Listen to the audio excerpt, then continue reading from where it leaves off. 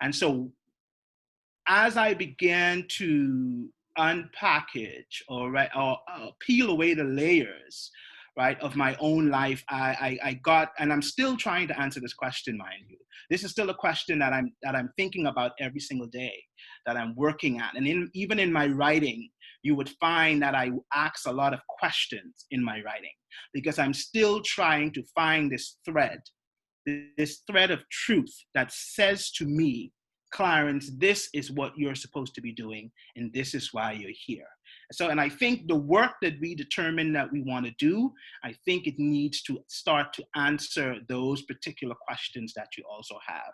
And lastly, I think one of the things, if you are someone who works in or who uses language a lot, and I love to see that I have some educators here on this broadcast with me, because I'm sure they can gain some value from this as well. And the question is, what do I want to say? As a writer, as a poet, as a speaker, as a presenter, as a teacher, as a lawyer, as a caretaker, as a saleswoman, as a straw vendor, what do I want to say? What is that particular thing or that particular topic or that particular refrain or that particular thing that speaks to me on a deep personal and emotional level? What is that thing? What do I want to say? The experiences that I've had in my own life, right? How do those experiences inform the decisions that I make today? And so I think it's very, very important for you, if any of you who are thinking of becoming a poet, any of you who are thinking of becoming becoming a creative writer or working with content or using language, I think it's very, very important that you know what it is that you want to say, what it is that you're trying to say. And at the end of the day, when it's all said and done and all of your work is published and everything that and when you get to the end of your road and you're on your dying bed, you're able to say with confidence, without fear of retribution, or without any regret, that I've said everything that I had to say. Right? Good.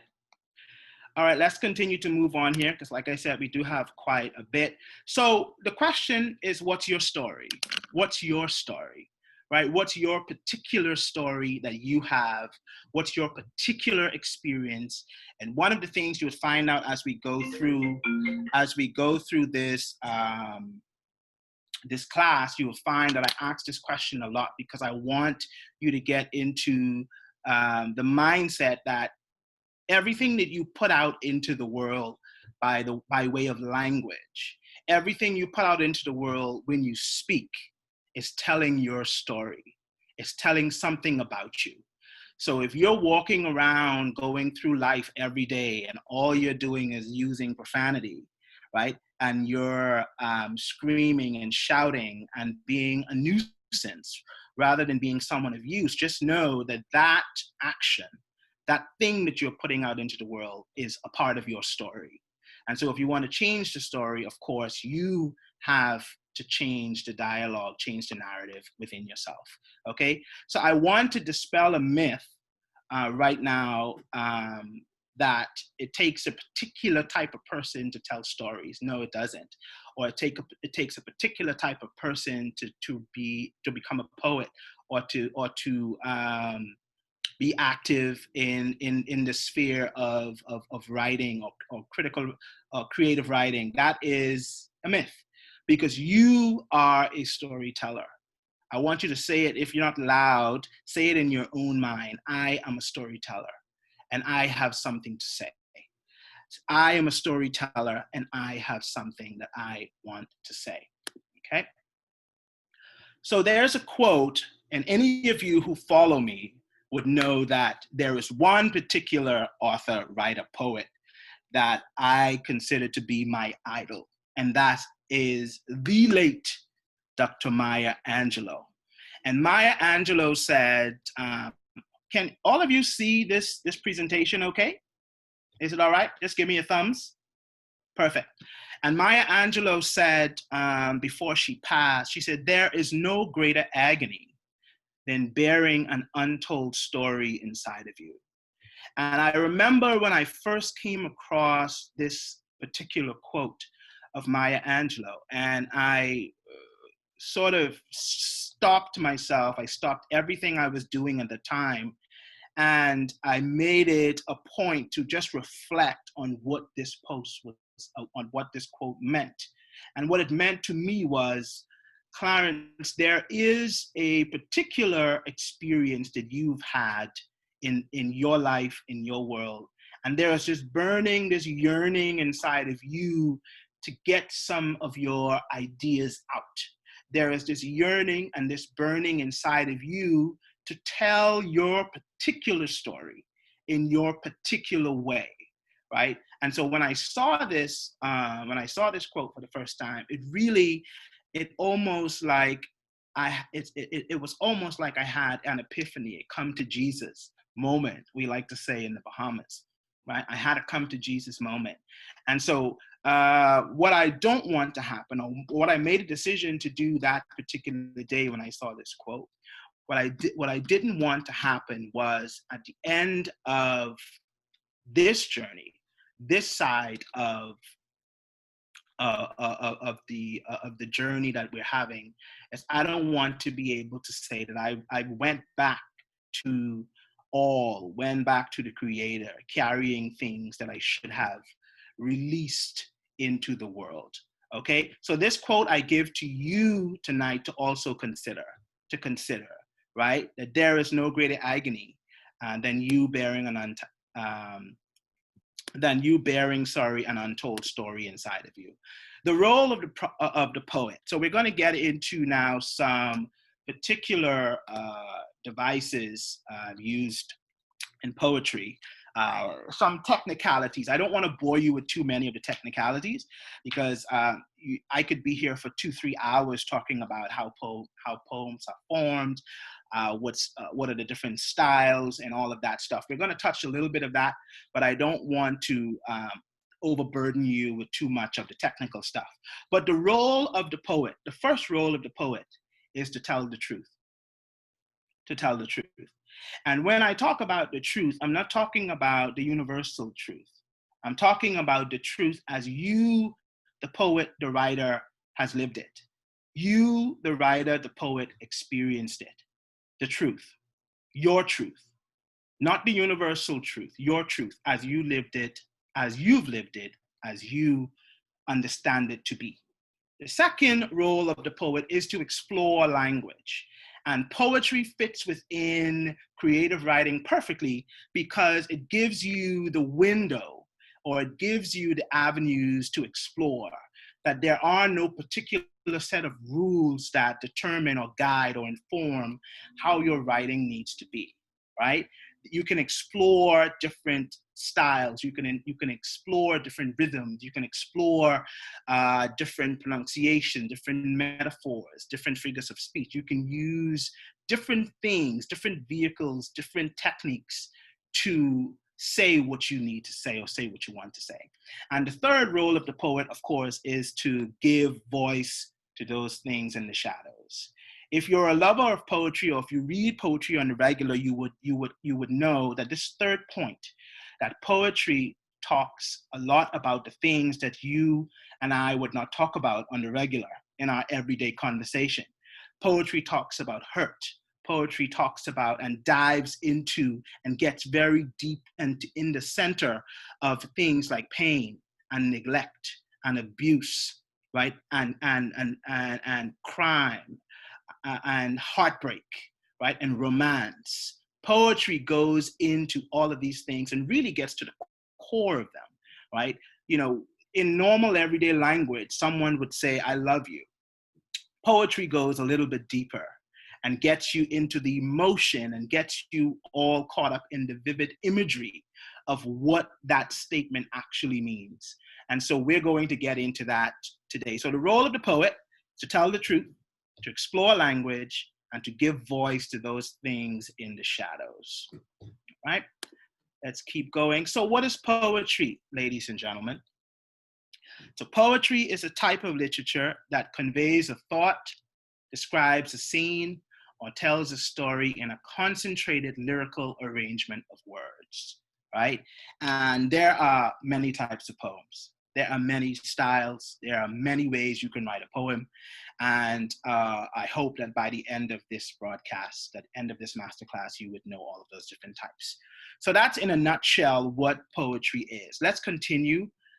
We'll continue to go forward. Now, what is a stanza? Anyone who reads poetry, anyone who has done literature in high school, or if you've done any kind of writing class, you would know what a stanza is. And so in poetry, a stanza is used to describe the main building block of a poem. It is a unit of poetry composed of lines that relate to a similar thought or topic, like a paragraph in a prose or a verse in a song.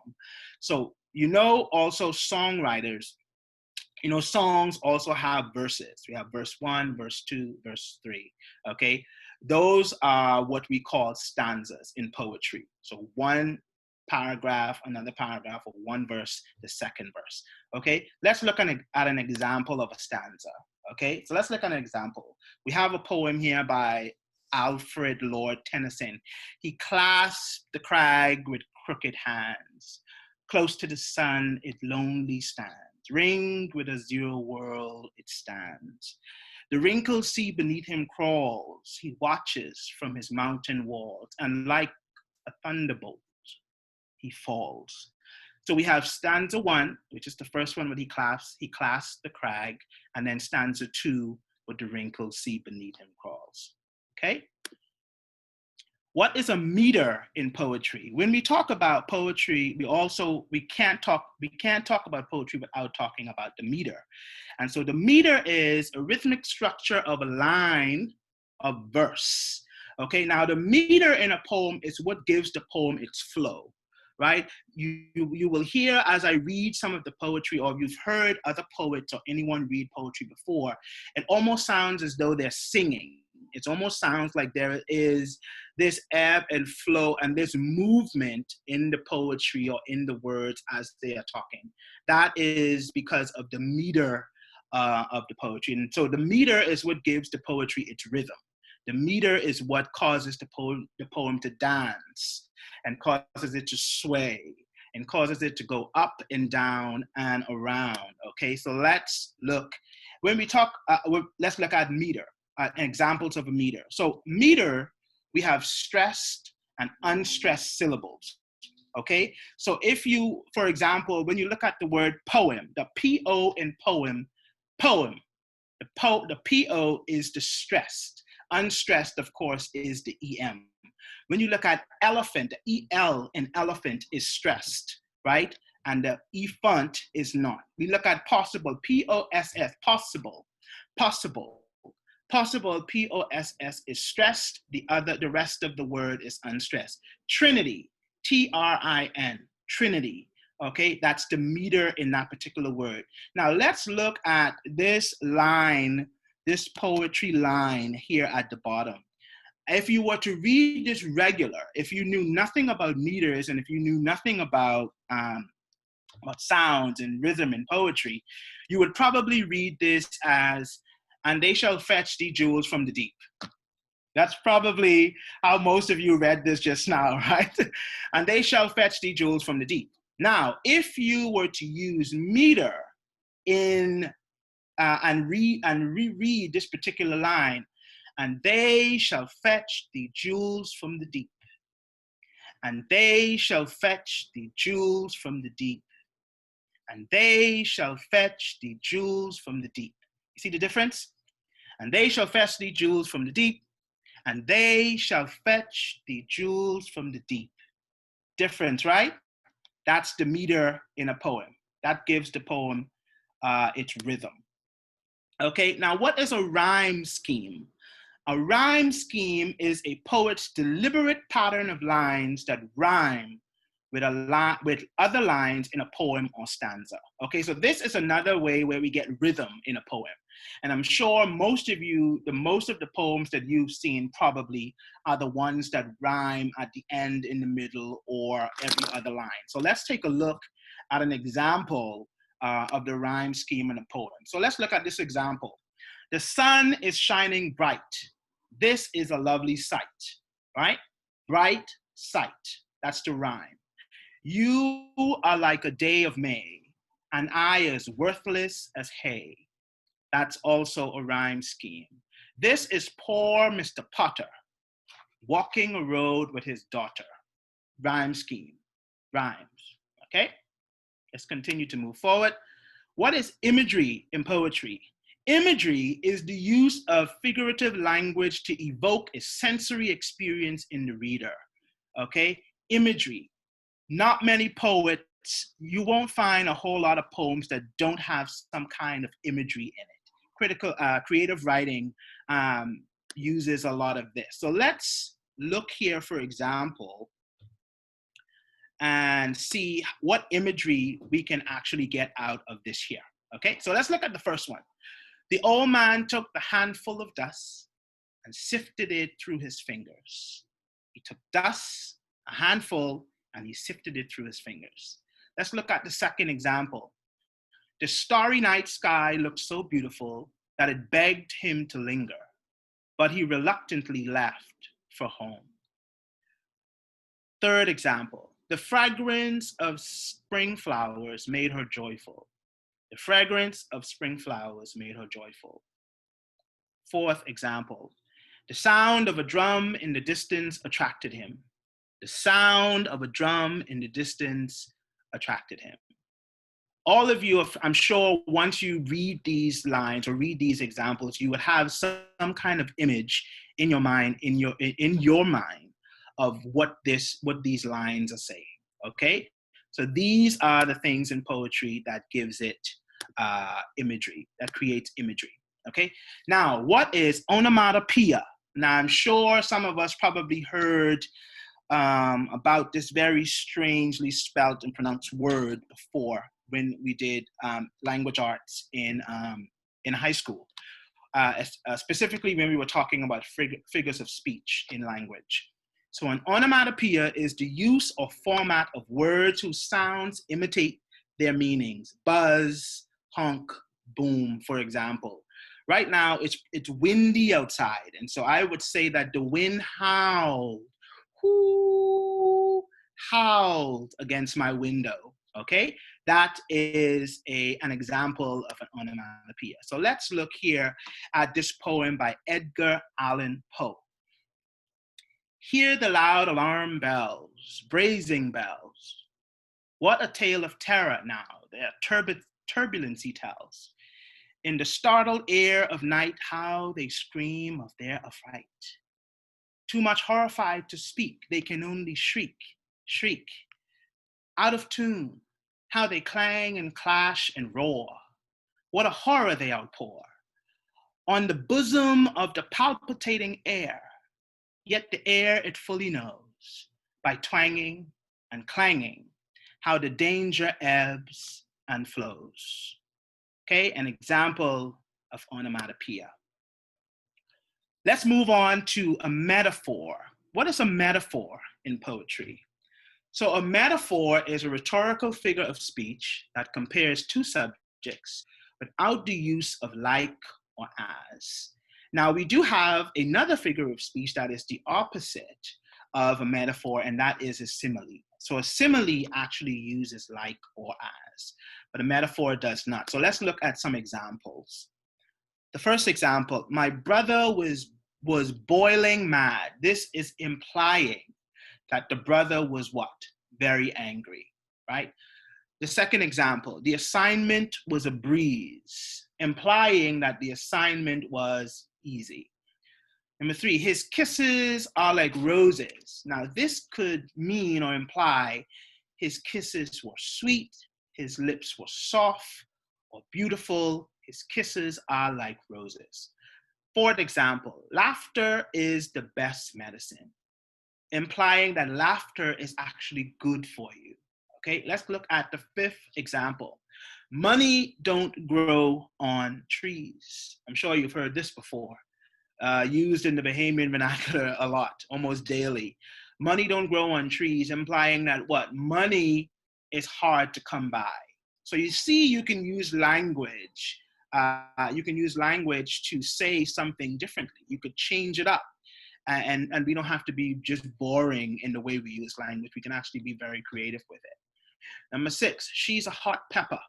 What does hot pepper mean in Bahamian vernacular, right? She's a hot pepper, meaning she's what, right? She's fast gal, right? Number 7, his hands are sticky, right? What do we mean in Bahamian, in our Bahamian language by his hands are sticky, right? Someone walks into your house and say, hey, his hands are sticky, watch out for him, right? It means, it implies that he steals, right? And number 8, my belly broke down when I got the news. Belly breaking down is what? Saying that you felt nervous, you felt sick or nervous once you heard the message, or you got the message from whomever. Okay. Now let's look at the different types of poetry. Right. Like I said, there are many types. I just picked a few that I think you would probably come across on a regular basis. And so let me just get right into it. So the blank verse poetry. Blank verse is poetry written with a precise meter. We talked about meter early, and does not rhyme. Okay. The narrative poetry or prose, similar to an epic. Oh, well, let me go down. So epic poem, let me go back. Let me just go down and then go across. An epic poem is a lengthy narrative work of poetry, typically detailed extraordinary feats and adventures of characters from a distant past. Narrative poetry, which we also call prose, these are more long-length poetry. Similar to an epic, a narrative poem tells a story. An ode. So what is an ode? An ode is a tribute to its subject, although the subject need not be dead or even sentient. Okay? Moving right along, another type of type of poetry, we have the haiku. Now, the haiku is a 3-line poetic form originating in Japan. And you would see later on, I also write a lot of these style poems. Very short, very succinct, but packed with meaning and feeling and imagery. The first line has 5 syllables, the second line has 7 syllables, and the third line, again, has 5 syllables. The free verse poem. Now, the free verse poetry is poetry that lacks a consistent rhyme theme, or metrical pattern, or musical form. Now, free verse is one of the styles of poetry, types of poetry that I particularly love, okay? All of the others I use from time to time, but the free verse poem style of writing gives you, I think, more room or more wiggle room or a larger window, a larger space to do what you want in the language or to say what you want, okay? It gives you a wider range. The sonnet, if any of you who have ever read Shakespeare, what Shakespeare, when we talk about Romeo and Juliet, those were sonnets. And so a sonnet is a 14-line poem, typically, but not exclusively, concerning the topic of love, a sonnet, okay? Rhyme poetry, this one is a given. In contrast to blank verse, rhyme poems rhyme by definition, although their scheme varies, okay? So let's just go back up a second. So we have the blank verse, we have the narrative poetry or prose, epic poem, ode. We also have the haiku, we have free verse, we have the sonnet, and we have rhymed poetry, all right? Good. So what we're going to do right now is we are going to take a look at a couple of poems of my favorite poems by my favorite poets, by a couple of the poets that I've been researching and following over these years. And then we're going to talk about them a little. Everyone following so far? I feel like I'm talking to myself. Everybody's following? Just give me a thumbs up. Perfect. Perfect, perfect, perfect. Okay, so, no, hold on. Before I go to the first poem, does anyone in the group know the story of Goodman's Bay? Does anyone know how Goodman's Bay got its name? Okay, I like that.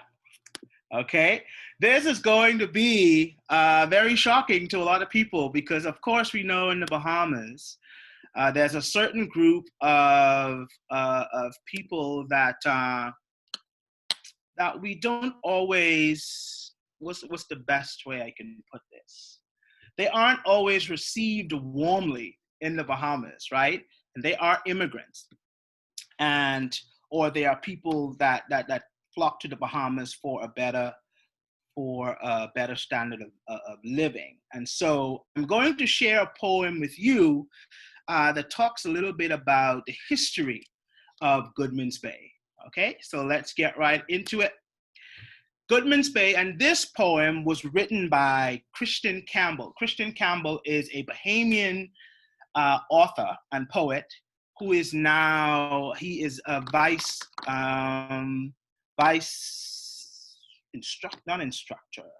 professor, sorry, at the University of Toronto. And he wrote this poem about Goodman's Bay, right? And let me just move this out of the way. And so here's Goodman's Bay 2. Oh, friendly light, oh, fresh source of light, scissor. Straight to the bush they gather cracked bottles of beer and rum, shards of sea glass smoothed by the wind and sand. We, Haitian Bahamian descendants, burial society flock, crawl through the night. Since the light at dusk is like muslin, we lay the cold body of this man, then on the shore of Goodman's Bay. How he washed here, we don't know, but the workers clearing the beach say, this him. John Goodman, he named, originally Jean-Paul Della, brother of Stephen Dillard, first colored man. Nope, don't do that. First colored man. Where's the rest of the poem? That's not cool. Let me see. I lost the rest of the poem. Okay? So I don't have the rest for you. But this particular poem was written by Christian Campbell, again, Goodman's Bay. So if we see here in the final stanza here on this particular slide, John Goodman, who was originally Jean-Paul Della, who was a Haitian immigrant in Nassau. So the beach that most Bahamians frequent, and we're always on playing and going to the beach with our families and playing volleyball and going for jogs every morning, every evening, every afternoon.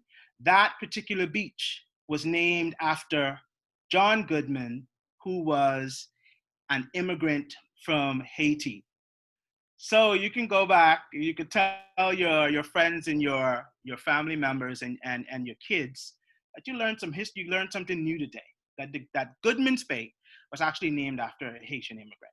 Okay, and this is why things like poetry and creative writing is so important, because Christian Campbell thought this was important for Bahamians to know that the beach that we all play on and that we frequent daily was named after someone who was a part of a community of people that in recent times in the Bahamas have not been received well for many different reasons.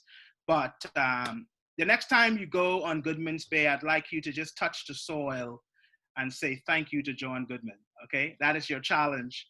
That's your challenge the next time you visit Goodman's Bay. The next poem we're gonna look at is a poem that we all know. We all know this poet. She is my favorite poet. She is the reason that I'm writing, the reason that I'm attempting to tell my story. And this is none other than the incomparable Maya Angelou. Still I rise. Now you can read along, because I'm sure you probably have your own way of reading this poem. And so let's begin. You may write me down in history with your bitter, twisted lies. You may trod me in the very dirt, but still like dust, I'll rise. Does my sassiness upset you? Why are you so beset with gloom? Because I walk like I've got oil wells pumping in my living room. Just like moons and like suns, with the certainty of tides, just like hope springing high, still I'll rise. Did you want to see me broken? Bowed head and lowered eyes, shoulders falling down like teardrops, weakened by my soulful cries. Does my haughtiness offend you? Oh, don't you take it awful hard, 'cause I laugh like I got gold mines digging in my own backyard. You may shoot me with your words, you may cut me with your eyes, you may kill me with your hatefulness, but still like air, I'll rise. Does my sexiness upset you? Does it come as a surprise that I dance like I've got diamonds at the meeting of my thighs? Out of the huts of history's shame, I rise. Up from a past rooted in pain, I rise. I'm a black ocean, leaping and wide. Welling and swelling, I bear in the tide. Leaving behind nights of terror and fear, I rise. Into a daybreak that's wondrously clear, I rise. Bringing the gifts that my ancestors gave. I am the dream and the hope of the slave. I rise. I rise. There I go. I rise. All right. This poem has been read by kings and queens and presidents and you name it. It's been rehearsed. It's been in church. It's been in school. It's been spoken by so many people. And the reason I think that this poem is so popular is it not only speaks about the Black experience, it not only speaks about Maya's feat as a Black woman in this particular world, but I think what it does is it takes us, it gives us or a sort of feeling of pride by what she's saying in the lines and the stanzas of this poem.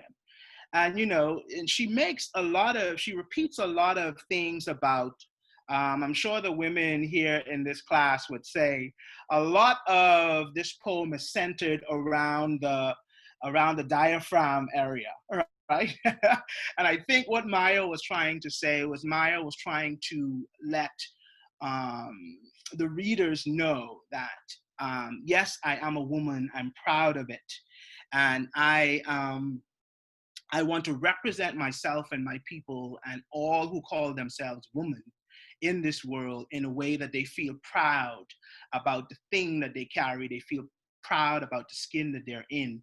And even as a man, even though I don't have diamonds at the meet, well, maybe I do have diamonds at the meeting of my thighs. I don't know, but you know,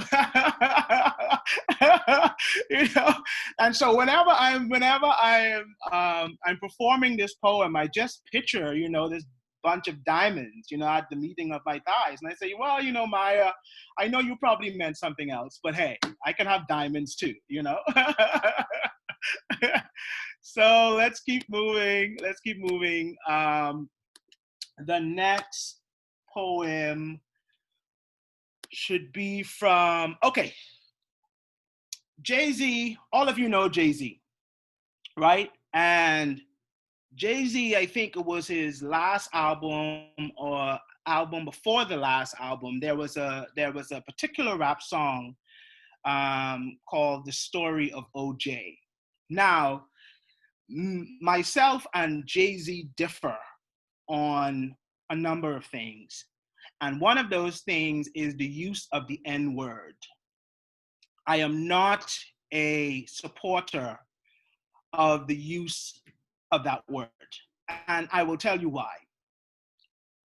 And, Mama Maya gave a very good analogy as to why, if a word was used for a particular reason, why the energy of that word is so dangerous. And so I know the conversation that's being had right now, especially in the hip hop community, that we've taken the N-word and we've made the word our own. So we've sort of removed the stigma from it. And so we get to use it cavalierly as much as we'd like because there's no more power in it. And I'm one of those persons who say that is a bunch of BS And here's my reason why. If um, if you take poison, and poison comes in a jar, and on that jar it says poison. If you take that same poison out of that jar and you put it into crystal, you can find the most expensive crystal you could imagine that money can buy. Let's say Bavarian crystal is what Maya Angelou said. And you take that content of the poison and pour it into that vase or into that crystal. The content of that is still poison. It doesn't change the content. It doesn't change it. And so that tells me that if a word was used or created to demean a race of people, if a word was created to cause a race of people to feel less about themselves, then that word is poison. That's just what it is, right? And so I don't like the word, I don't use it. But in this particular song, I think it's used maybe once or twice. So you may hear me say Negro or N, because I just don't, I don't feel inclined to use the word. But I want you all to get the meaning of this particular verse that I pulled from the story of OJ. So OJ said, you want to know what's more important than throwing away money at a strip club? Credit. You ever wonder why Jewish people own all the property in America? This is how they do it. Financial freedom, my only hope. F living rich and dying broke. I bought some artwork for 1 million.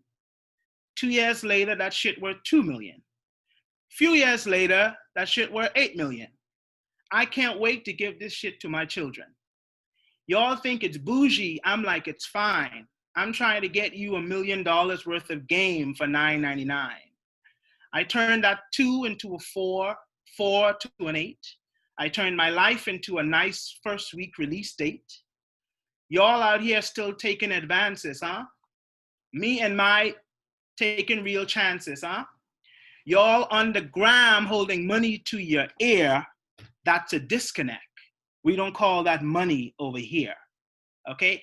So you see how Jay-Z, you see also song lyrics or songs also have poetry. This is a prime example of the rhyming scheme in a poem or in a verse of a song. Rappers are known for being poets. Rappers are very, very good at taking language and using words in a way that it brings a song out and everybody ends up loving it.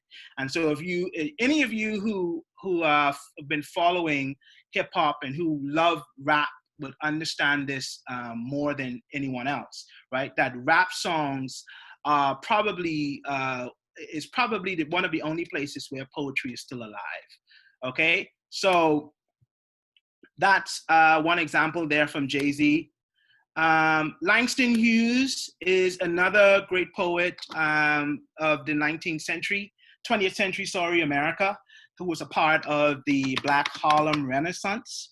And he wrote a poem called The Negro Speaks of Rivers. And this is my interpretation of this poem. I've known rivers. I've known rivers ancient as the world and older than the flow of human blood in human veins. My soul has grown deep like the rivers. I bathed in the Euphrates when dawns were young. I built my hut near the Congo and it lulled me to sleep. I looked up upon the Nile and raised the pyramids above it. I heard the singing of the Mississippi when Abe Lincoln went down to New Orleans, and I've seen its muddy bosom turn all golden in the sunset. I've known rivers, ancient, dusky rivers. My soul has grown deep like the rivers. Now, in this particular poem, we have a couple of refrains. So we have 2 refrains here, and a refrain is just a line or phrase that's repeated in a poem. So my soul has grown deep like the rivers. My soul has grown deep like the rivers. And also, I've known rivers are also 2 refrains here. Okay, so the backstory behind this particular poem for that Langston wrote. Langston one day was sitting by the Mississippi River, and he was just meditating and sitting there and wondered. And this poem really came to him right there on the spot. He said, when I read about it, it took him. He probably wrote the poem in 2 minutes. And so poetry is a lot like that. Sometimes you get inspiration on the spot. Sometimes you think of something, it just pops into your mind, and you write a poem about it. And that's why the life of a poet um, is a very is a very attentive life, because we are cognizant of the world that's happening around us, and we try to describe that world or make sense of that world through language and through writing. Okay. Okay, let's move on. Dante Collins, and these are all poets that you yourself can follow. These are great, great, great, masterful writers. And Dante Collins is uh, one of the famed or up and coming or rising stars or voices of the LGBT Black community. And he's a phenomenal, phenomenal, phenomenal writer. And this poem was written during the time, I believe it was Mike Brown, when Mike Brown was shot in the U.S. And we all know the history of Black police brutality in America, in the Black community. It reared its ugly head again, very recent. And I actually wrote something about it that I will share later. But this particular poem summed up how I feel a lot of Black Americans and a lot of Black people around the world have been feeling with so many Black men dying. So many Black men dying due to gun violence with the police. He said, lately, when asked, how are you? I respond with the name no longer living, Rakia, Jamar, Sandra. I am alive by luck at this point. I wonder often if the gun that will unmake me is yet made. What white birth will bury me? How many bullets, like a flock of blue jays, will come carry my black to its final bed? Which photo will be used to water down my blood? Today I did not die, and there is no God or Lord to thank. The bullet missed my head and landed in another. Today I passed a mirror and did not see a body, instead a suggestion, a debate, a blank post-it. There looking back, I haven't enough room to both rage and weep. I go to cry and each tear turns to steam. I say I matter and a ghost white hand appears over my mouth. This poem, as sad and as heartbreaking and as emotional as it may sound, because of the words and the way it's structured, this poem, I believe, strikes a chord with a lot of persons living in America, especially African Americans that are living in America, who have to deal with these sorts of things almost on a daily basis. And so this this particular poem has been published in a lot of magazines, been used in a lot of posts online, just for persons to voice their disapproval, their dismay, their hurt, their frustration with the system in America. And it doesn't even seem to be getting better. I see, Stephen, are you here? I see quite a number of comments in the chat. Let me just check them a little. Yeah, Colin is amazing. Okay, good. Perfect. Okay, so I can keep going. You guys were just commenting. Okay, let me close that. Okay, let's continue. I don't know how many of you are familiar with Rupi Kaur. Rupi Kaur is a Canadian-based poet. She is originally from India. Her and her family had to immigrate to Canada to seek asylum because their family was targeted politically. And so if you follow Rupi Kaur online, she is one of the more popular online poets, or Insta poets they call them, who have amassed a following of some 2 million followers on Instagram, just by sharing her poetry on that platform. So she is pretty popular, and she writes about her particular experience as a immigrant, as a woman, especially from a very traditional Indian background. And so in this particular poem, she says, perhaps we are all immigrants, trading one home for another. First we leave the womb for air, then the suburbs for the filthy city, in search of a better life. Some of us just happen to leave entire countries. Okay, this is, even though this particular poem, and this poem is actually considered a haiku, and even though this poem is pretty short, it really speaks to her particular experience. And I think a lot of us, any of us who've ever been an immigrant in another country, would probably feel just the same way that she felt. The next poem that we're going to look at is from one of my African poets, Ijeoma Uminyo.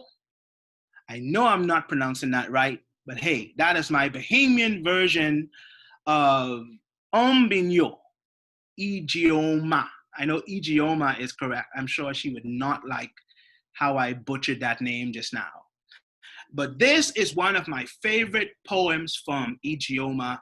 I've shared it on my social media a lot because it speaks to us as Black people, people of color, even as Bahamians, as people in the diaspora. I think that there are so many of us that fit within this poem. And this poem says, so many broken children living in grown bodies, mimicking adult lives. And the first time I came across this poem, I was like, finally, someone was able to put into words how I felt. Because from I was about 7 years old, I had this habit of people watching. So I would watch people pass me, and in my mind, I would make up stories about these individuals. And one of the things I saw, even as a little child, was I saw a lot of brokenness in people that passed me. I saw a lot of brokenness in the people that I was around, in the environments that I was in. And so for me, when I saw this particular poem, and even though it's just a few words, it's powerful. It's a very, very powerful poem. And this poem talks about, I put the wrong heading here. It's not Diaspora Blues. Diaspora Blues is the heading for another poem. So please don't quote me on that. This particular poem was talking about adults. Okay, Diaspora Blues is another poem. And that poem is, so here we are, too foreign for home, too foreign for there, never enough for both. That's the poem for Diaspora Blues. So sorry about that. Okay, now, that ends my particular favorite poems by some of the writers that I've been following. Let me open up the platform. Are there any other poets that any of you who are on the live right now, are there any other poets that you like, that you're reading or have read before that you would like to just share?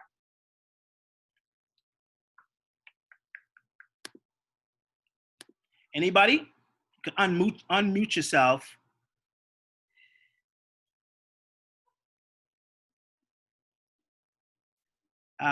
Sans, anyone there?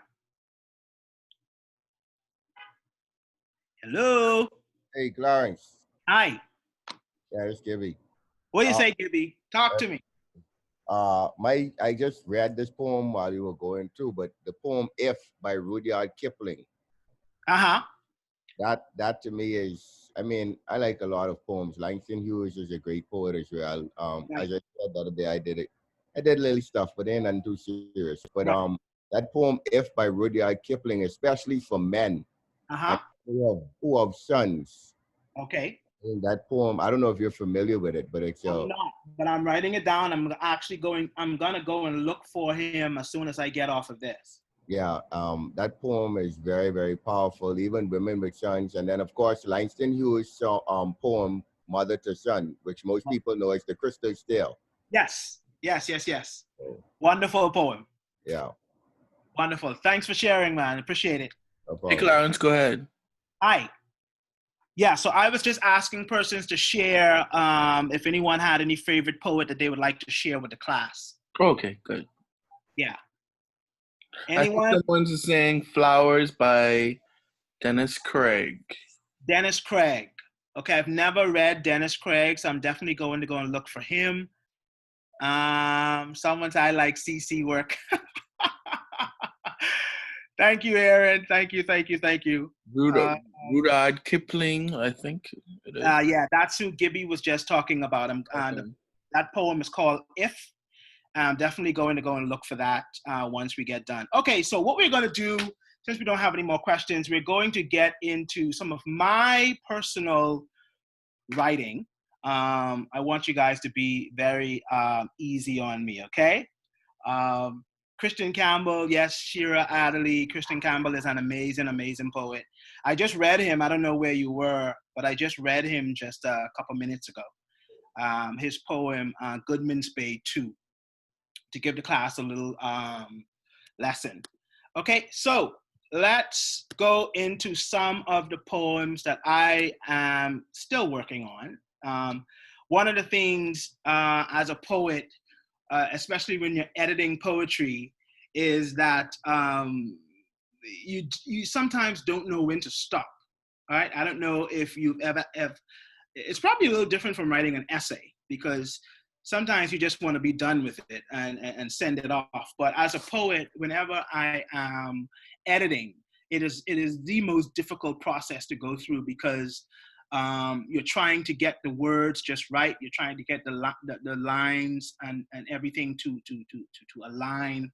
And so that can be a difficult thing. But one of the things you have to be cautious of is that you don't write the life out of the poem, right? Because sometimes you can edit something to the point where you take the life and the zeal out of it, and that's something that I'm trying to keep myself from doing. Okay, so let's move right in to a couple of pieces that I've been working on. Okay, here we go. This will not make sense. I'm a lover who's never been in love, who thinks dating is overrated, who hates being touched. I'm a lover looking for love, desiring to be seen, but prefers Netflix and cheese puffs. I'm a lover, I swear I am. This does not make sense, yet isn't that the point? So I wrote this particular poem one day. I was, I think you get to a certain point in your life where you're wanting to be in a relationship, you're wanting to find that special someone, you're wanting to do all of these things that you see all of these people on their Facebook status and their Instagram status. You see all of these people being in love and doing all these things. And so, sometimes the thought comes in your mind, I wonder what life would be if I were to do that or have that. And so this poem was created out of one of those very quick moments of thinking about being in love and considering myself a lover, but I also, like being alone. And so that's the dilemma that a lot of creative people, a lot of poets have. Okay, so let's move right along to this second poem. These hands stroke egos, these lips wet dreams. These eyes wonder, this body is a temple of wants and needs. These days are lonely. These nights bring out the worst in me, this freedom, this mind, this being is so breathtakingly beautiful. Okay, good. All right, so I saw some snapping going on over there. You know, I got a little audience up in here, you know. We got some snapping going on. Okay, good. Okay, so when we talk about hands, right? You know, hands, okay, hands, stroke, egos, you know. I'm not going to get too vivid. I might have some little kids in here, you know, but these lips, wet dreams. And so I'm sure you see from some of the devices that I have that I'm using some of those devices that we spoke about earlier in the poetry, right? We're using some onomatopoeias in here. We're using some metaphors. We're using some meters. And so the meters in the poem are also very, very important.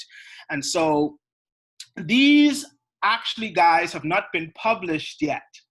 So all of you are getting a first-hand look, and you guys are going to be my first editors to let me know if these poems are making any sense, okay? So we're going to continue to go forward. I think I saw, let me see. I have a question here. Are these quarantine poems? So no, these poems were written before quarantine. Yeah, so I will say something, I will say this. I don't write about love. I'm not, unfortunately, I'm 35 and I haven't really been madly in love to write about love, right? A lot of my life has been a lot of sadness, a lot of brokenness, a lot of trying to figure stuff out. So you would find in my writing, I don't write a whole lot about that emotion, right? But I do understand it because I live in a world and I live around people. So they get to help me sort of create some kind of world in my mind when I'm writing. So no, to answer your question, these are not quarantine poems. I do have a collection of quarantine poems that I shared on Instagram. So if you would like to go and check out the quarantine poems, you could check those out. Those are pretty interesting. Okay. All right. So let's keep moving along. I wrote this poem, thinking about, I'm also an activist and thinking about all of the things that everything that's going on in the world and how I could possibly, make some kind of contribution. So this poem just came out of nowhere. And so it says, I'm an activist, but I also love minding my own business. One day I'm ready to hit the streets with my fist in the air, chanting some slogan that starts with justice and ends with now. Other days, I'm tucked away in my room playing casino slot games on my iPhone or binge watching some new show Netflix recommends I watch. I say I'm an activist because I think bigotry and homophobia and racism is lazy. I say I'm an activist because I loathe injustice and I abhor bullying and mean-spirited people. I say I'm an activist because I believe if you're going to occupy space on this planet and fart in public and breathe in free oxygen, that the least you can do is stand for something. Okay, that's my little run on there with talking about activism and how it's important that we as individuals and we as people find something to do with our time other than just spit and fart and make nuisance. Okay, now this poem is about being Black. Okay, and I think I wrote this too. I was feeling very frustrated about things that we go through as people and as Black people especially, and all of the atrocities that we face and things that we still have to face right now. And so this particular poem came out, it's very short, just one slide here, and it says, Black is not a color, Black is not a victim, Black is not a cause, Black is not a charity case, Black is not a tool, Black is not a commodity, Black is not a hate speech, Black is not an excuse to kill, Black is not a bloody end. Black is not a poem.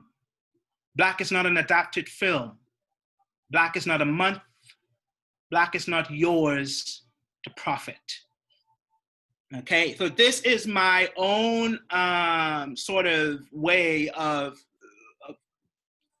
how I feel as Black people and as a Black diaspora, that we still have a long way to go as people. We still have a long way to go as a race.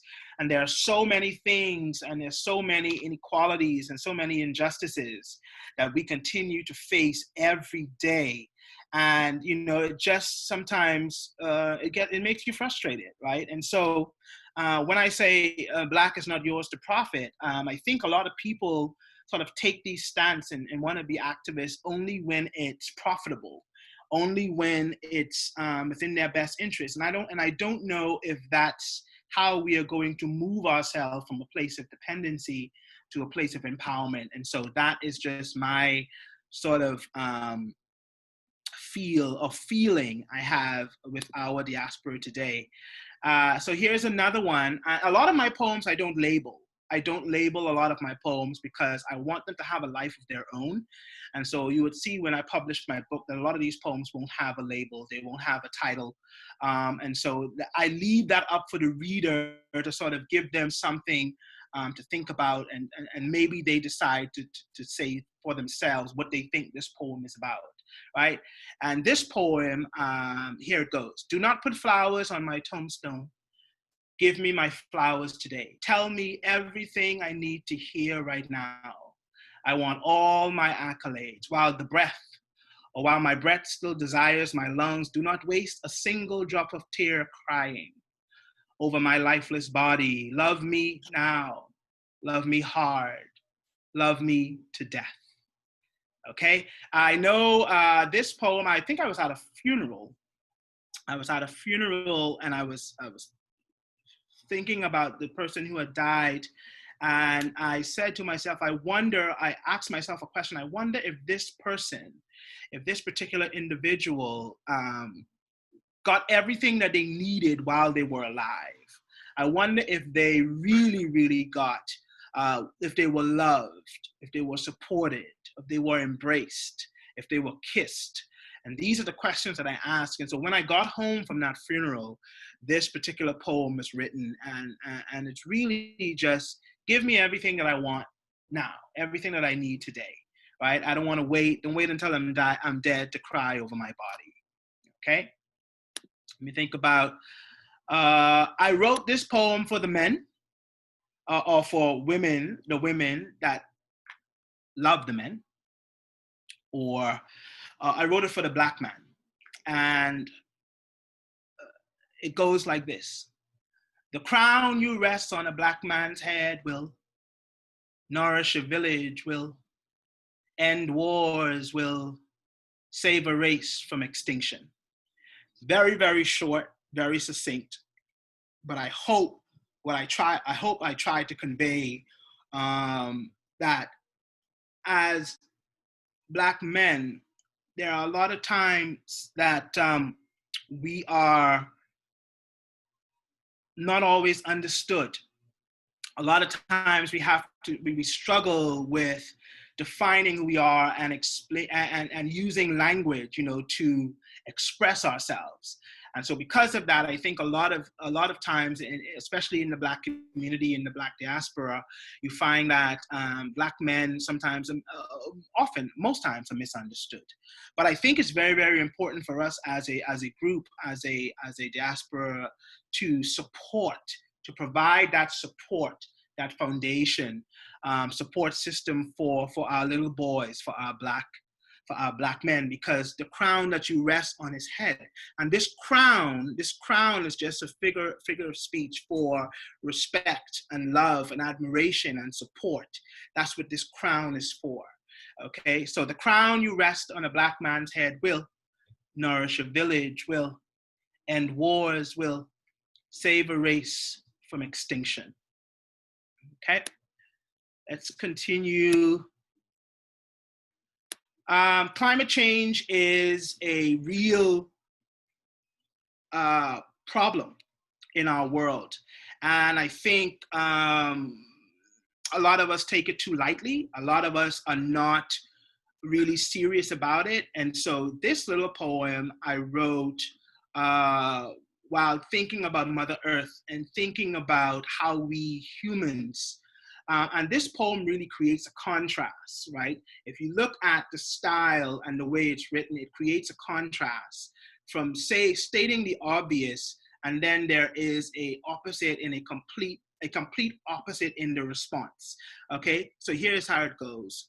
The glaciers are melting, we need more skyscrapers. The forest is burning, China needs more coal. Hurricanes are getting stronger. Build bigger factories, we want meat. The planet is dying and we will die with it if we don't save this economy. Okay, so I started this poem talking about the glaciers are melting, and I ended it, what if we don't save this economy? So these two are actually in conflict with each other, because the more we try to save the economy through our commerce, through our activity, the more the glaciers will melt. And so I hope, not I hope, this is what I try to convey in this particular poem. Okay, let me see. If we have any comments here. Stefan, you're keeping track of that, right?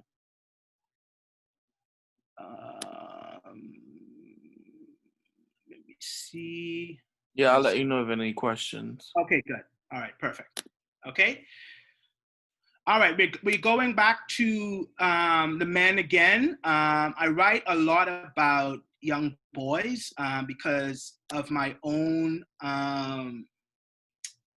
experiences as a child growing up in the Bahamas, as a Black young male growing up in the Bahamas. And I see I have a lot of females on this live, so I'm hoping that I can get all of you to help me with this this issue that I have with trying to understand the plight of the male, trying to understand the plight of especially the Black males in our country and around the world. There are a lot of things that we have to unlearn. There are a lot of traditions that have really, really harmed us as a species. And so I think moving forward, we have to, or what I'm trying to do with my writing and with my language is to say the things that most men will never say, or say the things that a lot of us are too afraid or too ashamed or too macho to say. Okay, and so what I try to envision in this particular poem is the way we teach boys to be, right? And I looked at it from the woman who says to herself, well, why aren't you're not emotional, or you're not caring enough, or you're not compassionate?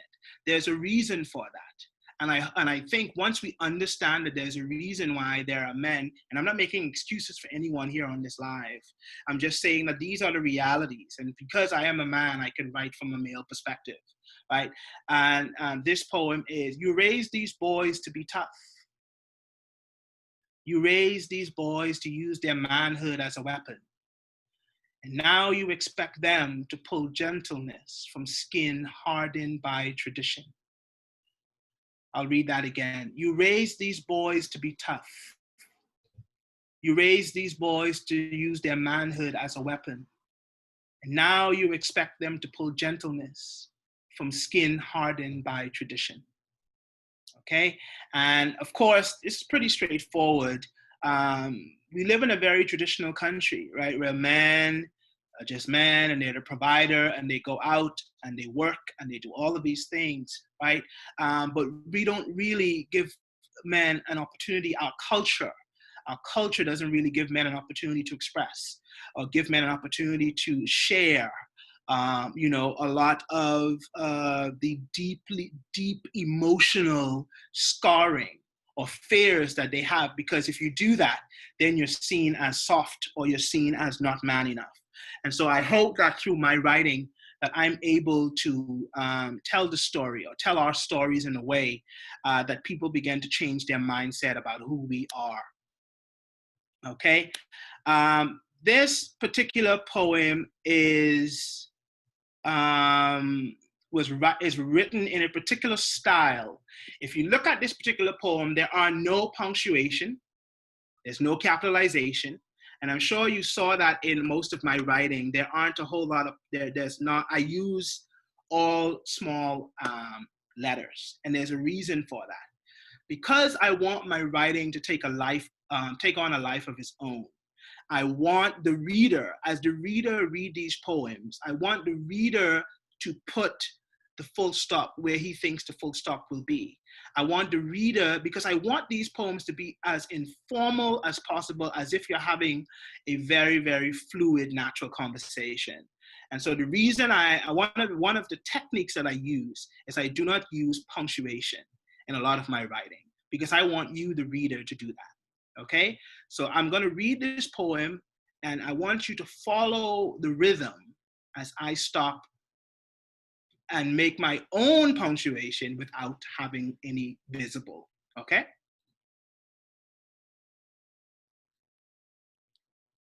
I was told you only get one body, one opportunity to do this life. This is not a test drive. Not a dress rehearsal, just one act, one moment in time to breathe, smile, fall in love, get your heart broken.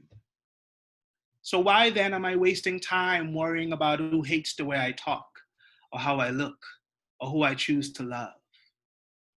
If I have one life to live, why wouldn't I tell the truth? Paint, sing, build orphanages, protest the killings of queer people in Africa. If I only get one body, why wouldn't I grant it everything it needs, wants, deserves? I mean, I should be doing something, anything important. Okay? Good. All right. So this particular poem, again, very straightforward. I don't write complicated stuff. You know, I want, when you read poetry, I want to give poetry the sort of flair. I want to be, I want to be respectful to the craft, but I also want, when people read these words, that they're not turned off by all of the technicalities and all the different things. But I want you to be able to read it and make sense of it, and also see if you can find your thread of truth in the writing.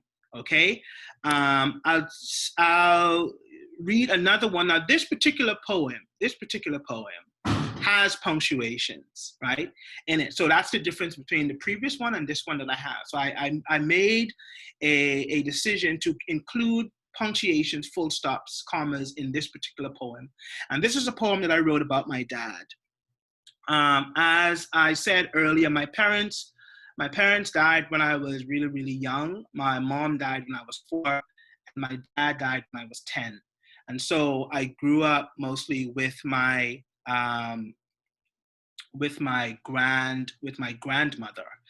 But before my dad died, I stayed with him for a few years after my mom died, and watching my dad and the way he moved was very interesting to me, because he always, for me, seemed very aloof, afar off.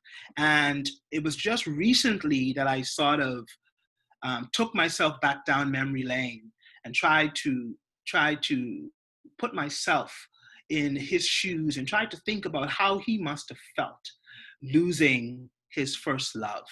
And so I wrote this poem in honor of him, and really as an ode to him, and for him doing his best given the circumstances. Okay, so I hope you enjoy. I watched my father try to find himself again after my mother died. Her death was too much for him. It was like she took his mind and his balance when she didn't come home after that last doctor visit. I was 4. People tell me she was queenly, talented, sure, serious, kind, woman. They say she left too soon, like her life was cut short in a way. I think they were right. She left my father to care for things only she had the hands for, patience for, taste for, courage for. And he tried, I know he did. He did his best to hold his shattered heart and his home together. Why he was so distant, I did not understand then. He lost his love. And quite frankly, you don't always come back from that. Sometimes you never come back from heartbreak. And this poem I did my best, right, to try to convey how my dad must have felt losing his first love, losing the woman who he married and had 3 kids with. And it was a difficult poem to write because I didn't always understand my dad. And it wasn't until I got older and I really started to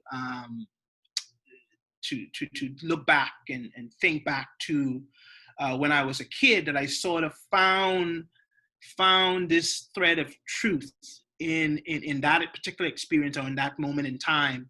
And so I hope that I did him justice in writing this for him and trying to express in my own way how he must have felt by losing the love of his life. Okay, I have a couple more of these to go through. So this next poem I wrote very recently, and I wrote this after the last killing of the black man, the black guy in Georgia who was shot and killed by 2 civilians. I wrote this poem right after that because I was really in agony and really trying to bring myself to understand why, even as we try to battle COVID, that we're still dealing with these racial issues in America. And so this was my interpretation of the killing. The black woman's womb must be a graveyard, a place that only fulfills death wishes. I mean, think about it. What percentage of college kids grow up to become millionaires? What percentage of colored women die with no regret? What percentage of colored men get to come home breathing? Just think about it. If the wages of being born black is death, then there is no gift. No good news to tell the frightened mothers. No fairy tale stories to settle the children. No dreams to save the boys from the inevitable.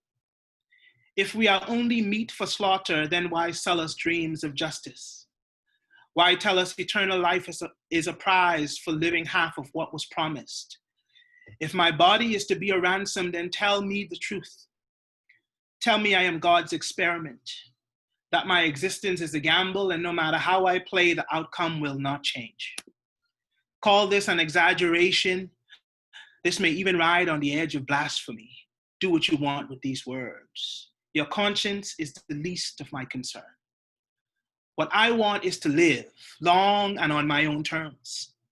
I will stay this as angry as you perceive it.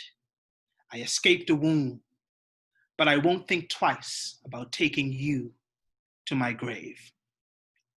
And I titled this poem Sort of Existing a Promise. And I can't say I was angry when I wrote this poem, but I was feeling very, very perplexed and bereft by the news that I received, by the news article about the young man who was slain. And so I got to thinking about a black woman when she gets pregnant, when she becomes pregnant, and I thought about the womb and the life that grows in her stomach. And I can't imagine what a mother feels when she's carrying a baby.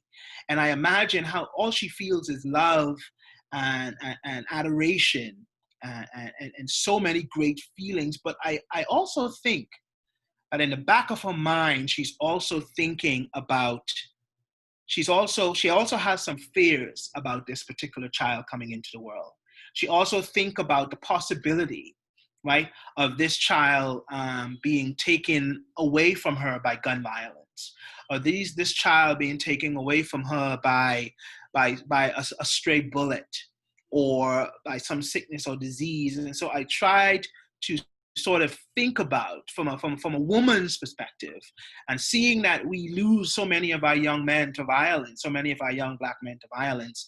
And so I called the womb of a black woman a graveyard, because so many of us are dying, and that was basically my way in language and trying to convey that we must be giving birth to dead people, right? That's how it feels. That's the feeling that I get whenever I see these reports. And it's, and some people talk about black on black crime, and some people say, well, more people die from black on black crime, but that's not the matter. That's not the topic of discussion here, right? Yes, we do have crime that happens among ourselves, right? But when our lives are taken away by just pedestrians or normal citizens who think that they can just run behind a person of color because they're walking through the neighborhood and shoot them, that's a different kind of conversation, right? That's a totally different narrative.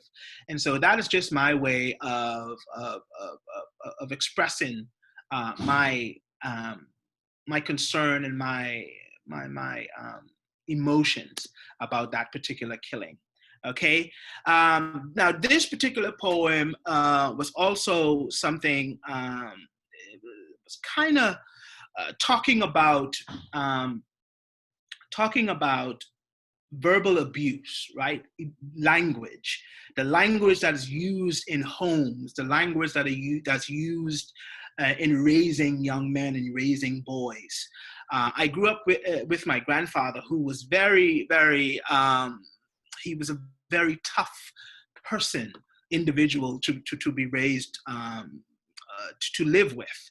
And so I remember that childhood being very, very difficult for me as a young man, as a young individual.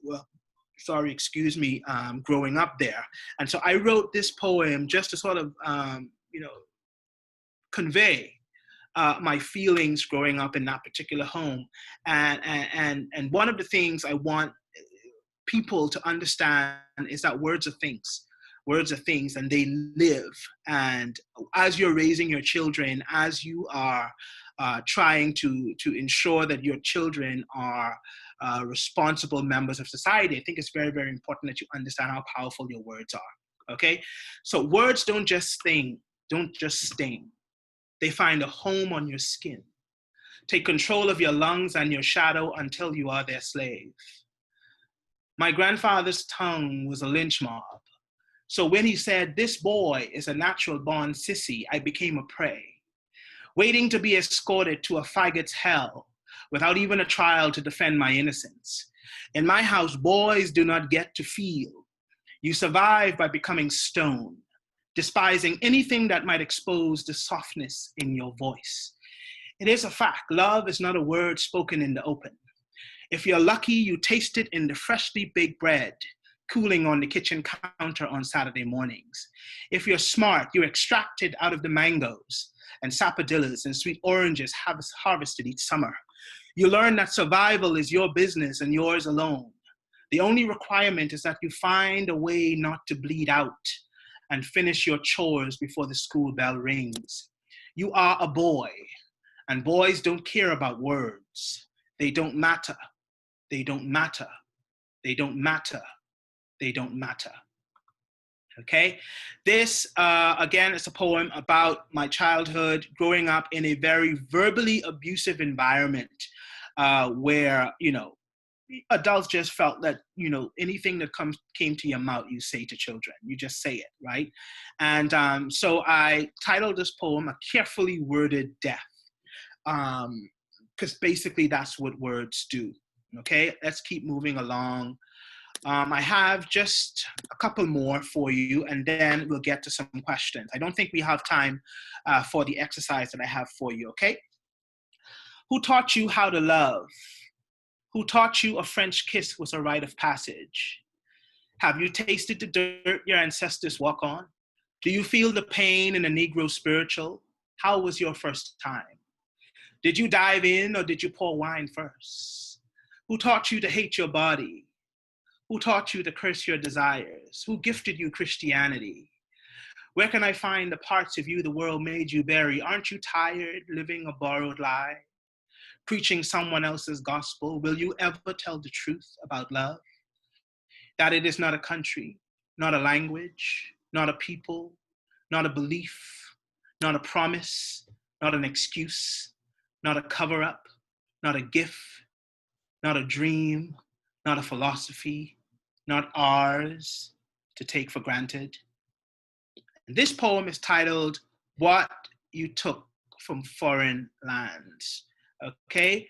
Um, Now, everyone knows the current administration came into power with a slogan, it's the people's time. I don't know how many of you on the live still feel like it's the people's time right now in the country. But I wrote a poem about that and sort of how I feel or how I'm feeling about how things are going right now in the country. So I hope you enjoy.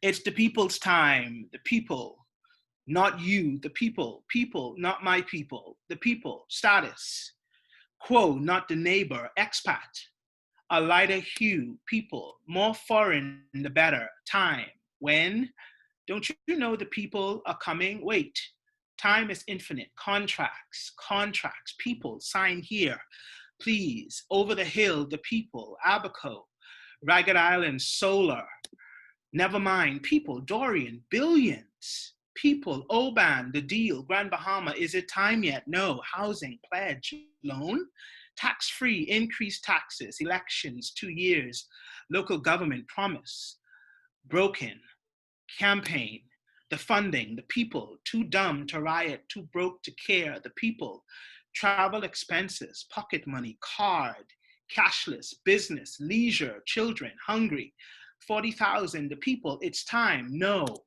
more promises, boundaries, electoral reform, next time. We need a mayor, hell no, power, the people, not time yet. Stop making noise, $100, ain't no money, cars, CCTV. Put on your body cam, officer, VAT.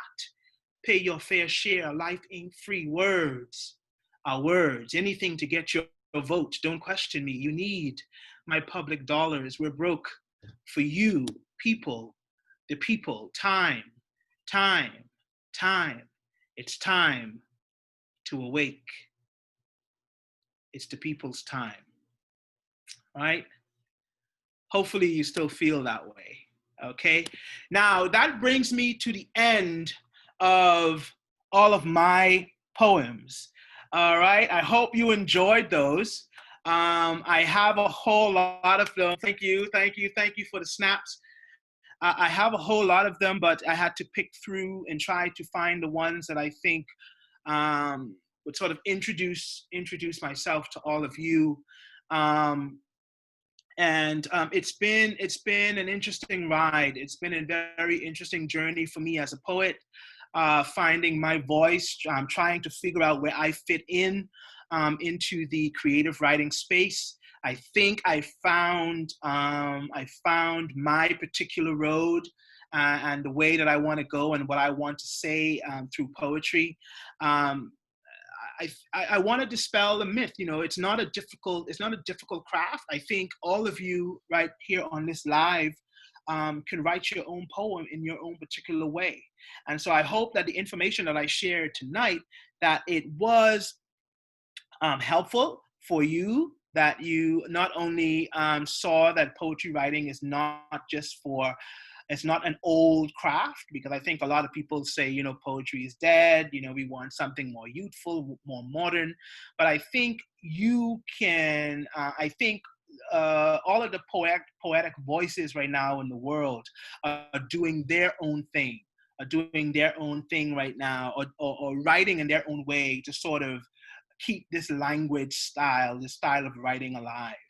And so I don't want to keep you too long because it's already 9:18. So I'm going to leave the poet exercise out of this particular one. But I will open up the floor for some questions. If any of you have any questions that you want to ask, please lay it on me. Any questions, Stefan?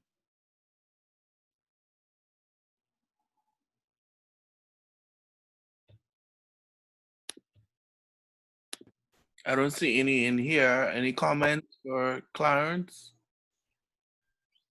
I see Good Miss. night. I had a question. Sure. Go ahead. Okay, it goes back to the works from the various poets. Uh-huh.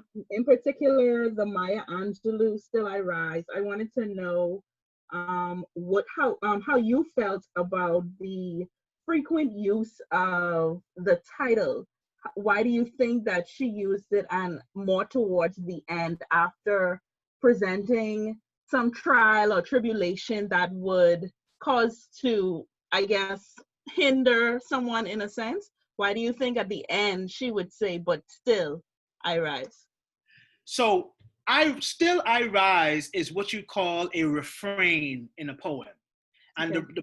the purpose of the refrain in the poem is to stress the meaning of the poem, or try to convey the main thing that the writer wants you to take away from that poem.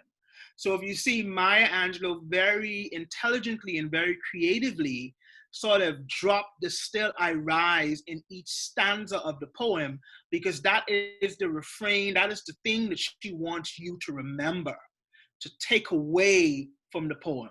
That even though I'm talking about all of these particular things in this poem, I want you to remember that I want you to remember this particular line: "Still I rise."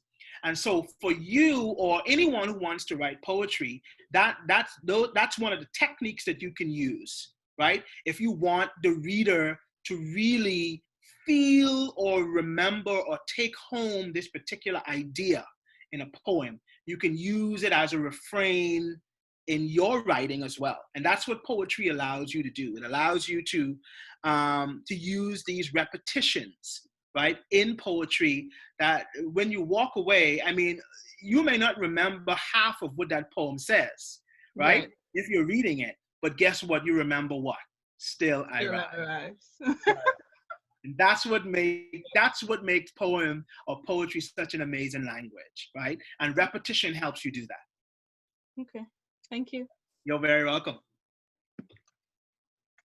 All right. I want to know if anyone on here writes poetry and if they'd like to share one with I us. would love to hear some. I would love to hear some poetry. Anyone has a poem that they would love to hear? I promise I won't critique. I just want to be blessed. I've done a whole lot of talking for 2 hours, right? So I want to listen. Shavette Black. Shavette said, "I do, but I'm scared." Shavette, I need you to share Yes. Go your, ahead and share your poem. please. Anybody, if you have a poem, please read it to us. I Thompson, please read. I Thompson, please come on. Let's share it. Let's share it with this. This is a family of poetry lovers, and if you're a poetry lover, there's no judgment, right? The only thing we do is this: we give it to you, right? This is a group of lovers. We love language, All and right. so Let's start with Shavette. Can you hear me? Good evening. I can hear you. Let's do it. Okay. Okay, so I know you said you don't want to give feedback, but I think I would actually prefer feedback. Okay, Um let's do it. okay, so this is called, one second. Okay, so the poem is called The Wall. The wall. The Wall. Okay. Okay, so backbreaking, mind bending, world changing love. That's what I felt. Someone had sucked all the love out of the world and planted it on my doorstep. I felt lucky. He cooked, he cleaned, he loved, he massaged, he kissed, he caressed. He was between jobs, but was a passionate, hustling, Bible carrying protector. Definitely real. A white picket fence, shiny diamond ring, love on demand, images of future plans. Promises were made with an ever evolving lover. Rose petals, 4-page letters, and love on the brain turned to interrupted dinners where curse words echoed off of the wall. Insufficient words had slammed doors. Stepping back to avoid a bruised eye and admitting that we needed to do better. I was to alter myself to the lowest level possible, just a level lower than his. Then this would work. I remember the first time I flinched to avoid getting hit. It was outside his prayer room, where letters to God plastered the wall. I came like Mary to the tomb with tears in my eyes, but to my dismay, he didn't wish to hear what I had to say because he was in prayer. The rationale, don't cross me and I won't hit you. Fair enough. I remember the block phone calls, locked doors, the consistent apologies and inconsistent behavior. I remember the threats before counseling, the smiles in front of the counselor. I remember when he said, "She is the epitome of love with her intelligence and beauty. She was made for me." And there went my common sense onto the floor and out the pastor's door. The day when the winds came and the floodwaters threatened safety was the day love stood the test of time. My love that was built on the sand crumbled and charged me with a bag in a fit. I saw him that day. In so much pain, I didn't have words to beg or plead for him to stay. My face missed the hit that my heart received, and I let the floodwaters wash my broken heart away. My mind was the eye on the wall. My soul was the fly on the wall. They saw the many times I ran to the wall, past the wall, into the wall. They heard the prayers I screamed to God to strengthen my back for the burden, to stop making him so angry with what I did. And God answered my prayer and began healing my heart that day, the day of the storm. Shabbat. Shabbat. Thank Excellent. you. Thank you. Excellent. Oh my goodness. Oh my goodness. That was good. Listen, you could publish that by itself, okay? I Thank want you. to know, Shavette. That was amazing. Thank you. Thank you for sharing that. Thank you, thank you, thank you for giving us that, for blessing us with that. And I know that that was a difficult thing to write and an It even was. more difficult thing to read. I know that feeling. Thank you for that. I mean, I honestly don't have any critique for you. It was moving. It was packed with emotion. It was vivid. You used basically all of the techniques that I spoke about tonight. You used it without even coming to this class, which tells me that you are a natural. You are a natural. Thank you, thank you, thank you. Keep writing, because here's how poetry works. You have to keep writing. You have to keep doing it, right? You have to allow it to come across your tongue, through your lips, right? Speak it, write it as often as you can, as often as you breathe, you want to write. Continue writing, Shabbat. That was beautiful. That was lovely. Thank you so much for sharing. Thank you. Thank you. You're very welcome. Any more brave souls want to share the poetry? Yeah, NM, what you got? I'll go. I have a poem. Let's go, Mr. Thompson. It's entitled Resurrection Morning. Um, What's that? Resurrection Morning. Resurrection morning. Let's go. Take us to church. I climbed onto land, wringing my brackish hair dry, like I was squeezing sour over fish, gasping for air. The refuse, splintered wood, shattered concrete, twisted trees. I wrapped my body in this ruination. I took oil to sheen my skin, gasoline, perfume, sweet flies wafting on these dead things. Their kisses seeding my interior, a nest of plastic and maggots, keeping the chill from my coral-eaten bones. I stumbled over empty crab holes, fell into the petrified arms of casuarinas and sea grape trees, their wizened flesh, slow cooked, my skin burned with their salt. There, in that sunned afterglow of destruction, I emerged from the literal, went back into the city, drowned and living. Thompson, so when are you publishing the book? It's not a book. It's only one poem. I got it published So, this month well, in so free. so I'm So going to ask you again. When are you publishing the book? The book, like the full book. Full. I'm working on it. I'm working on it. That, It's coming together. friend, was It's coming amazing. together. Thanks. right? I tried. I think you probably could have taught this class tonight. All right, that's how beautifully written that was. That was amazing. I actually saw the image in my mind as you were reading. That kind of imagery is good writing. That's good poetry. Job well Thank done. you. Thank you. Very good. Very good.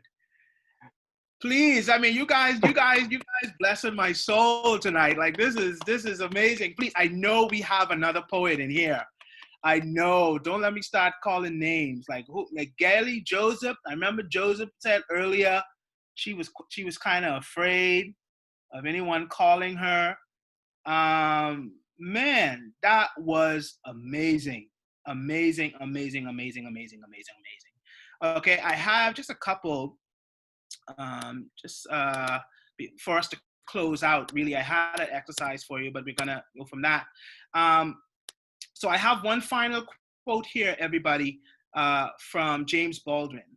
And James Baldwin says, "You have to decide who you are and force the world to deal with you, not with its idea of you."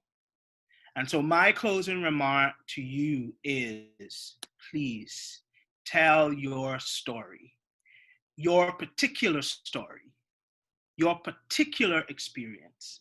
I need you to commit from tonight onward to tell your stories. We need those stories. I don't need you, Javette and Mr. Thompson, to keep those poems to yourself. They need to be published. You need to give those words wings. Let them fly. Let them do what they were created to do, because guess what? Those poems, those words are no longer yours. They are already on paper, which means they belong in the world. Let them go. Let them fly. Let them become what they are supposed to be. Go make art, everybody. Please, if you want to get in contact with me, this is how you can find me. I'm on Facebook. I'm on Instagram. I'm on Twitter. Facebook is Clarence Carvel. C. Carvel Writes for Instagram and Twitter. Guys, this has been an amazing, amazing, amazing masterclass. I enjoyed having you. I enjoyed, most of all, hearing those two poems from the two students. And my only word to you guys is to go be a light. Go be a light. Stephen, I don't know if you have anything else. That's pretty much it for me.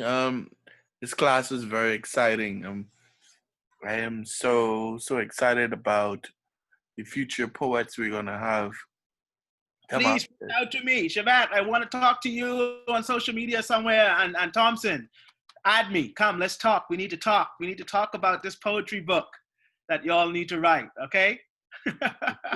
Get some bridge masterclass poets out of here. Absolutely. But thank you guys so much for joining us here tonight. It was very, very informative. Clarence always does a great job at presenting anything or any task that is before him. Been a privilege.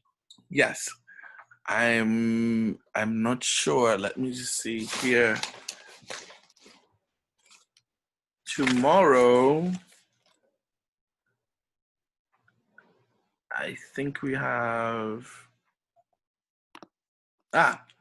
Tomorrow we have a Rabina appear tomorrow. Yeah, let's do it, Ravana. That should be nice. That should be amazing. Anything media, I think it's, as her Clarence kind of given insight on what Rabina does. Rabina is, her topic will be becoming a media mogul. Right. She is amazing right now on the social media sphere. In the social media sphere, she has experience in broadcasting. She has right now her own online blog. You could find her on Instagram. Well, I don't have her Instagram account right now, but I'm sure she'll share that with you tomorrow. But she definitely has the inside info on how you if you hope to become or be in media any time in the future, she would be a good masterclass to attend. And So I that class encourage everyone to tomorrow come at 10, back tomorrow and be a part of that. tomorrow at 10 a.m. Yes, 10 a.m. Helen, 10 a.m. All right. So All we right. thank you once again for joining us. Any last words, Clarence? Go be a light. Write, write, write, write it, write it, write it, speak it, talk it. Don't stop talking it. Don't stop writing it. Go be a light. Go be a light. That's it. We'll see you guys tomorrow at 10 a.m. Bye, everybody. Bye-bye. Bye. Great class. Yes, you. lovely. Really enjoyable. Thank you. Helen, this is you again. Yes, it is. Great. It was lovely. Join us tomorrow at 10 a.m. That's a class you'd like, media. Yeah, I got the time for me. Thank you so much, because I don't have that one. So hopefully I'll see you then. Yes, ma'am. Okay, then. Thank you so much. Thank you, Clarence. Bye-bye. As well. Right. Bye-bye. Bye-bye.